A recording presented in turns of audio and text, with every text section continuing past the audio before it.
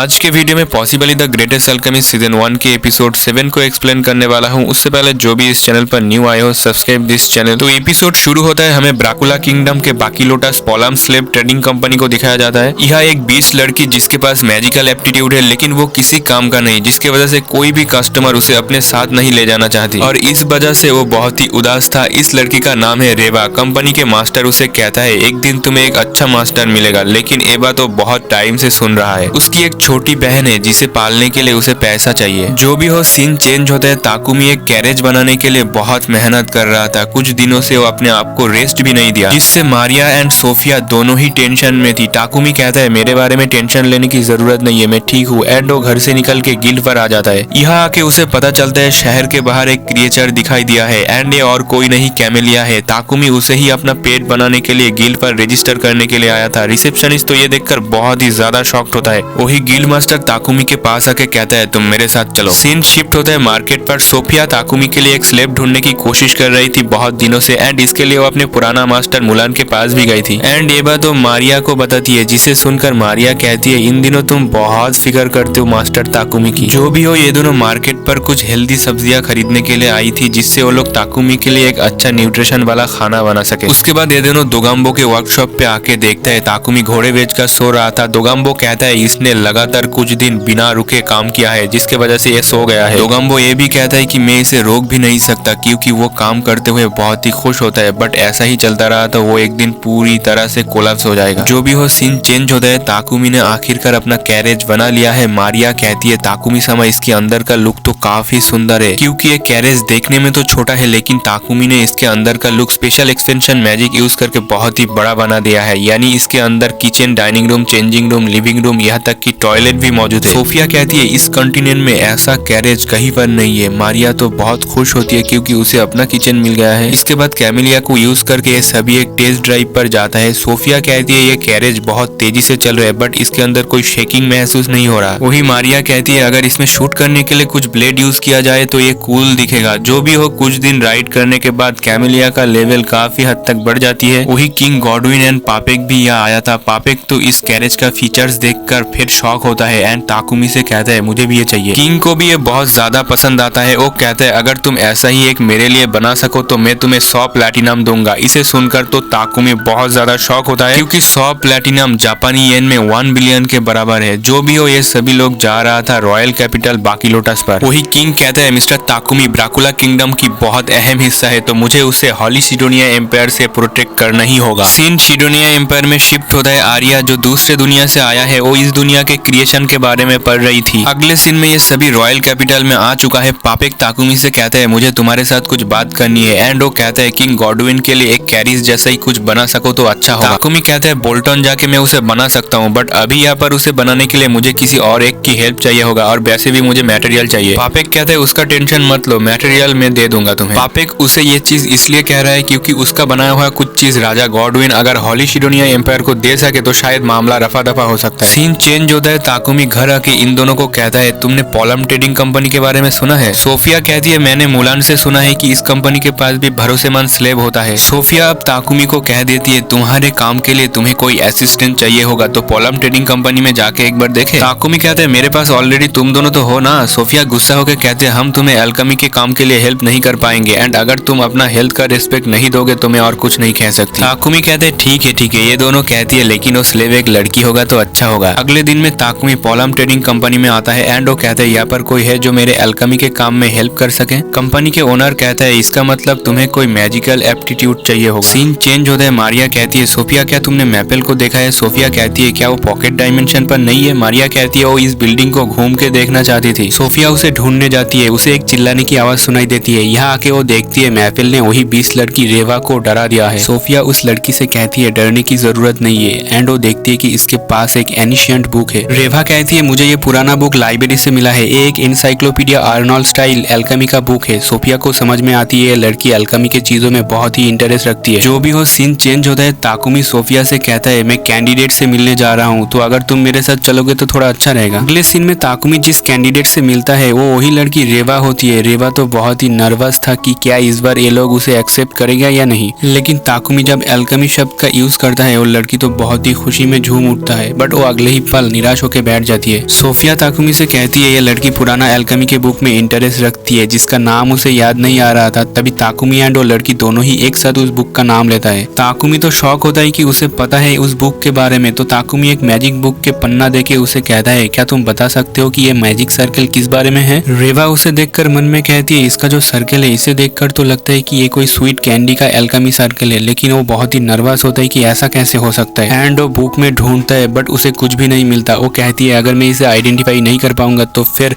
मैं रिजेक्ट हो जाऊंगा, तो क्या मैं इन्हें बता दूं कि ये मैजिक सर्कल एक फेक है। रेवा रोते हुए कहती है मुझे नहीं पता बट ये बिल्कुल मेरे होम टाउन के क्रीम स्वीट के जैसा है। ताकुमी तो ये सुनकर बहुत ही शॉक होता है। वो उसके पास आके कहता है तुम मेरे साथ चल रहे हो मेरे असिस्टेंट के रूप में। रेवा कहती है लेकिन मैं इस एल्केमी सर्कल को फिगर आउट नहीं कर पाया। ताकुमी कहता है ये मैजिक सर्कल एक स्वीट का ही है। इसे सुनकर तो रेवा बहुत शॉक्ड होता है, बट ताकुमी कहता है मैं बहुत हैरान हूँ कि तुम इसे एक बार देख के ही इसे पहचान लिया। जो भी हो ताकुमी उसके साथ कॉन्ट्रैक्ट बना लेता है। बदले में ताकुमी कहता है मैं तुम्हारे लिए क्या कर सकता हूँ। रेवा कहती है अगर तुम मेरी होम टाउन के गंदगी को साफ कर दो तो मैं बहुत खुश रहूंगा, क्योंकि मैं नहीं चाहती मेरी सिस्टर गंदगी में बड़ी हो। सोफिया भी कहती है अगर ये आपके अंडर रहकर सीखेगा तो बहुत कुछ सीख पाएगी। वही सीन शिफ्ट होता है। मारिया मैपल तो बहुत ही खुश होता है इसे देखकर, एंड अब से रेवा भी इस फैमिली का हिस्सा बन चुका है। दूसरी तरफ सीन सिडोनिया एम्पायर में शिफ्ट होता है। यहाँ के किंग तो बहुत ही गुस्से में था क्योंकि 3 बार मैसेज भेजने के बाद भी ब्राकुला किंगडम उनके बात नहीं मान रहा। ये लोग ब्राकुला किंगडम में हमला करने की सोच रहा था। तभी क्वीन आके कहती है और कुछ महीने जाने दीजिए, हम ये फैला देंगे कि कोई चार्ज ऑफ डिवाइन लाइट की डिसरेस्पेक्ट कर रहा है। एंड ऐसा होने के बाद डिवाइन लाइट चुप नहीं बैठेगा। उसी के साथ ये एपिसोड यहीं पर ही खत्म हो जाता है। अगर एक्सप्लेनेशन देखते देखते यहाँ तक पहुंच चुके हो तो कमेंट में बताओ आपको कौन सा पार्ट अच्छा लगा, और आपको नेक्स्ट पार्ट चाहिए तो कमेंट में बताओ। चैनल को सब्सक्राइब नहीं किया तो चैनल को सब्सक्राइब कर लो, और मैं आपसे मिलने वाला हूँ नेक्स्ट वीडियो में। तब तक के लिए सायोनारा।